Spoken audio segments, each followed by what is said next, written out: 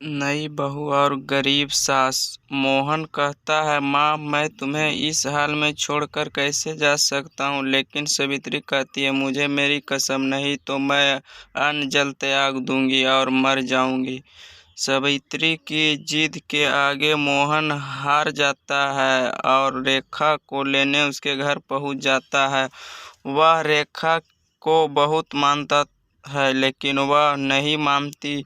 रेखा उससे कहती है, हम अलग घर लेकर रहते हैं, तुम अपने माँ को हर महीने कुछ पैसे भेज देना। मोहन बेईमान से उसकी बात मान लेता है और रेखा के साथ अलग मकान में रहने लगता है। उधर सावित्री अकेले ही रह जाती है। वह अकेले में बैठी बैठी अपने मोहन को याद करके रोती रहती है।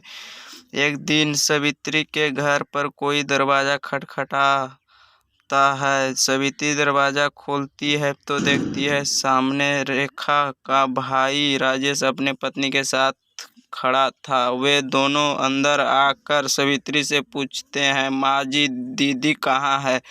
सावित्री उसे सारी बात बता देती है। यह सुनकर राजेश कहता है, माँ जी मैं सोच भी नहीं सकता था मेरी बहन ऐसा करेगी। मैं तो अपने पत्नी के साथ शहर में रहता हूँ, आज दीदी से मिलने का मन हुआ तो यहाँ चल आया और इतने बड़े बात मेरे माता पिता ने भी मुझे नहीं बताया। यह कह कर वहाँ वह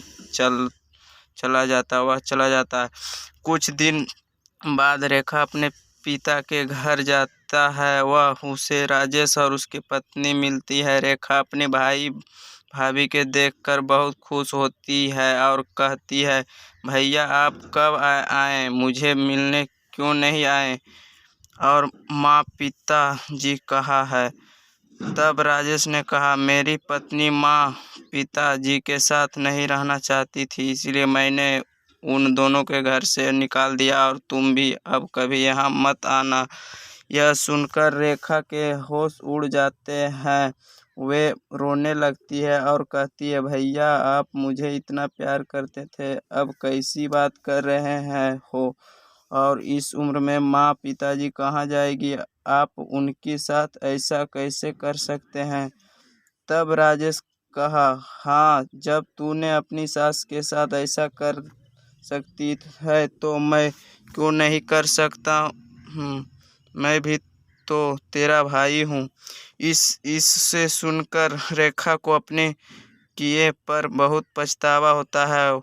वह भागकर अपने घर पहुंच जाती है और मोहन के पैरों में गिर जाती है। मोहन के पूछने पर वह सारी बात उसे बता देती है और कहती है, मुझे माफ़ कर दो और मांझी के पास ले चलो, मैं उनसे माफ़ी मांग लूँगी। मेरे किए किए की सज़ा मेरे माता पिता को भी भुगतना पड़ रही है, जाने जाने वे किस हाल में होगी। मोहन रेखा के लेकर अपने घर पहुंच जाता है। घर में घुसते ही रेखा सावित्री के पैरों में गिर जाती है और अपने किए व्यवहार के लिए माफ़ी मांगती है। तभी दूसरे कमरे से राजेश अपनी पत्नी और पति के साथ बाहर आता है। उन्हें देखकर रोने लगती है। तब राजेश उसे बताता है, उसने माता पिता को छुपा दिया था ताकि तुझे तेरे गलती का एहसास हो सके। राजेश के माता पिता भी सावित्री से माफ़ी मांगे हैं। इस तरह मोहन, रेखा और सावित्री तीनों खुशी खुशी रहने लगती है। गरीब सास अमीर बहू की कहानी आप लोग ज़रूर सुनिए। रामवती दूध बेचने का काम करती थी। उसके पति का स्वर्गवास हो चुका था। उसके एक बेटा था रवि। रवि अपने माँ से बहुत प्यार करता था। एक दिन उसकी माँ नहीं ने कहा, रामवती बेटा मैं तेरे शादी करना चाहता हूँ, तू तो महीनों शहर में रहता है, मैं चाहती हूँ तू शादी कर ले। रवि, ठीक है माँ, लेकिन मेरे एक शर्त है, मेरी पत्नी यहीं रहकर तुम्हारी सेवा करेगी। रामवती, अच्छा ठीक है, देखा जाएगा। रामवती एक दूसरे से लड़की ढूंढ लेती है और दोनों शादी हो जाती है। कंचन बहू बनकर उनके घर आ जाती है। शादी के एक सप्ताह बाद रवि शहर जाने लगता है तो कंचन उससे जिद करती है कि वह मुझे अपने साथ ले जाए। रवि ने कंचन, मैंने माँ से वादा किया था कि तुम माँ की सेवा करोगी, मैं तुमसे मिलने हर सप्ताह आता रहूँगा। रवि शहर चला जाता है। सरस्वती अगले दिन अपने बहू कंचन से कहती है, रामावती बहू, ये दूध ले जा और बेचा। कंचन, लेकिन माँ जी, मुझे तो दूध बेचने का बारे में कुछ भी नहीं पता है। रामवती उसे सब कुछ समझा देकर दूध बेचने भेज देती है। गांव में कंचन आवाज लगाकर दूध बेच रही थी। दोपहर तक उसके केवल आधा ही दूध बिका पता है। दोपहर को वह एक पेड़ के नीचे बैठ जाती है। कुछ देर बाद शाम के समय घर वापस आ जाती है। कंचन, माँ जी, मेरे तो आधा ही दूध बिकी। रामवती, कोई बात नहीं, कल मेरे साथ चलना। लगता है गांव वाले तुझे जानते नहीं हैं, इसलिए तुझसे कोई दूध नहीं लेता। उस दिन से अगले 10 दिन तक हर दिन कंचन दूध लेकर जाती थी, लेकिन उसकी दूध बिक नहीं पाता था। इससे दुखी होकर एक दिन उसने अपने सास से कहा, कंचन माँ जी, आप दूध बेचने चले जाइए करो, मैं घर का काम कर लिया करूँगी। अगले दिन रामवती दूध बेचने गई। दोपहर से पहले ही उसका सारा दूध बिक गया। दूसरे दिन भी ऐसा ही हुआ, रामवती का सारा दूध बिक गया। रामवती बहू, ऐसा कैसे होता है?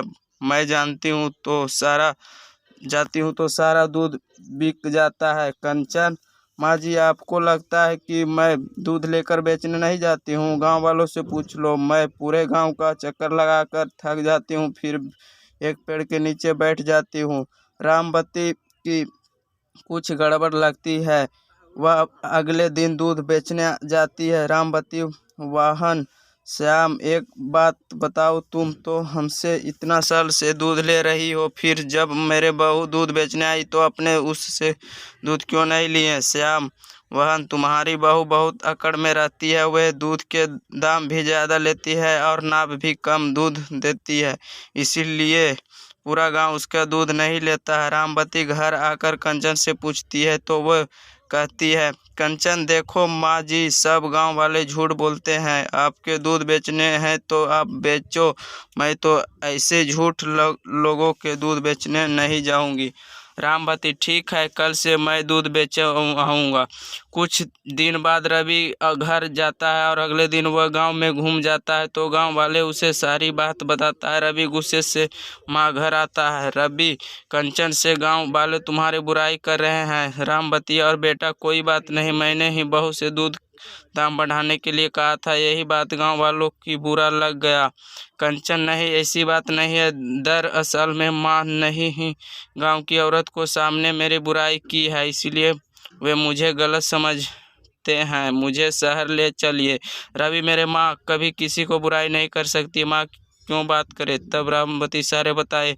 रामवती, सच सच बताओ, क्या नहीं हो सकता? कभी वापस नहीं जाऊंगी। कंचन जी, मैं दूध से पैसा बचा कर आपके साथ शहर जाता हूँ, यह मैं नहीं जाऊँगा। रामवती का बेटा बहू के लो जो कर देगी।